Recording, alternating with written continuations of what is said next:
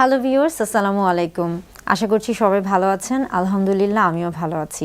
আপনাদের এত বেশি ভালোবাসা আমাকে সত্যি অনেক বেশি মুগ্ধ করেছে। আশা করছি সবসময় আপনারা আমাদের ইউটিউব চ্যানেলটির সাথেই থাকবেন। কিছুদিন আগে যখন সেক্স এডু উইথ ডক্টর দৃষ্টি ইউটিউব চ্যানেলটির কাজ শুরু করেছিলাম, তখন আসলে আমি নিজেও কল্পনা করতে পারিনি যে আপনারা এত বেশি সাড়া দিবেন এবং আপনাদের এই ইতিবাচক সাড়াটি যেন ধরে রাখতে পারি। আশা করছি সেজন্য কাজ করে যেন যেতে পারি। আজকে কথা বলবো মূলত মেনস্ট্রুয়েশন নিয়ে, মাসিকের সাথে সহবাস বা মাসিকের সময় সহবাস, এই বিষয়টি নিয়ে অনেকেই প্রশ্ন করে থাকেন যে মাসিকের সময় কি সহবাস করা যাবে নাকি যাবে না, অর্থাৎ মেনস্ট্রুয়েশনের সাথে সেক্স এটা কি আসলে উচিত নাকি উচিত না। এই যে একটা সবার অনেকের মধ্যে একটা হচ্ছে কমন প্রশ্ন থাকে বা একটা সন্দেহ রয়েছে এই বিষয়টি নিয়ে, সেটা নিয়ে মূলত আজকে কথা বলবো।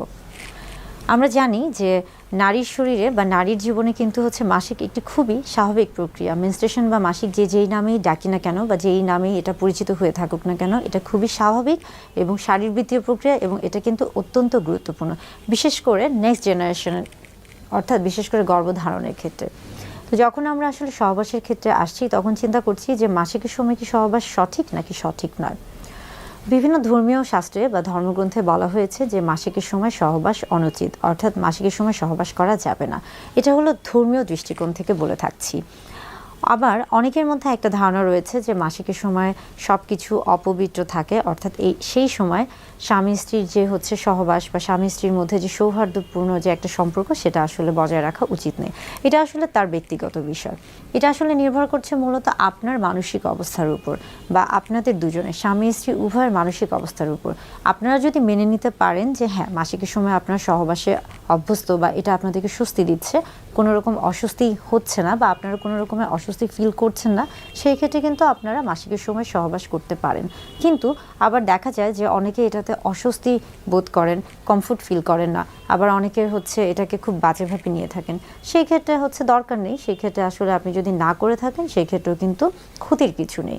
কিন্তু দেখা গেছে যে অনেক স্ত্রীদের ক্ষেত্রে বা মহিলাদের ক্ষেত্রে মাসিকের সময় সেক্সুয়াল অ্যারাউজাল, অর্থাৎ যৌন উত্তেজনাটা বৃদ্ধি পায় এবং সেই সময় যদি সে সহবাস করে থাকে তাহলে সেই ক্ষেত্রে কিন্তু তার যৌন তৃপ্তিটা সে লাভ করে। আবার অনেক মহিলাদের ক্ষেত্রে দেখা গেছে যে মাসিকের সময় সে যদি সহবাস করে থাকে সেই ক্ষেত্রে তার যে আমরা বলে থাকি যে মাসিকের সময় এক ধরনের হচ্ছে তলপেটে ব্যথা হয়ে থাকে, যেটা কিনা মেনস্ট্রুয়াল ক্রাম্প নামে পরিচিত, সেই জিনিসটিও অনেক সময় অনেকের ক্ষেত্রে কমে যায়। অর্থাৎ এটা নির্ভর করছে সম্পূর্ণ ওই স্ত্রী বা হচ্ছে ওই ব্যক্তির শারীরিক এবং মানসিক অবস্থার উপর।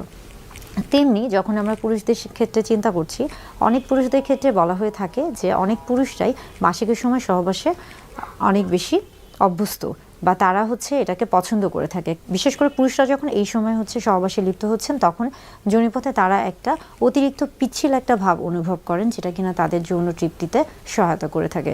অর্থাৎ নারী পুরুষ উভয়ের ক্ষেত্রে মাসিকের সময় সহবাস করবে কি করবে না, এটা নির্ভর করছে স্বামী স্ত্রী উভয়ের পারস্পরিক যে একটা হচ্ছে সমঝোতা বা মিউচুয়াল আন্ডারস্ট্যান্ডিং, সেটার উপর। এখন আসি মাসিকের সময় যে রক্তটি বের হয়ে থাকে বা মেনস্ট্রুয়েশনের সময় যে ব্লাড ফ্লোটা আসে, সেটা আসলে হচ্ছে ভালো না খারাপ। মূলত আমরা বলে থাকি যে আসলে যদি কোনো ইনফেকশন থেকে থাকে, বিশেষ করে ব্লাডে যদি কোনো ইনফেকশন থেকে থাকে, সেটা কিন্তু হচ্ছে ট্রান্সমিশন হওয়ার চান্সটা অনেক বেশি থাকে। অর্থাৎ ব্লাডের মাধ্যমে বা রক্তের মাধ্যমে যে কোনো জীবাণু কিন্তু অতি দ্রুত একজনের শরীর থেকে আরেকজনের শরীরে ছড়াতে পারে। ইতিমধ্যে যদি আপনি হচ্ছে বিভিন্ন রকমের ইনফেকশনে আক্রান্ত থাকেন, তাহলে সেই ক্ষেত্রে কিন্তু ব্লাডের মাধ্যমে ইনফেকশন ছড়ানোর চান্সটা অনেক বেশি থাকে।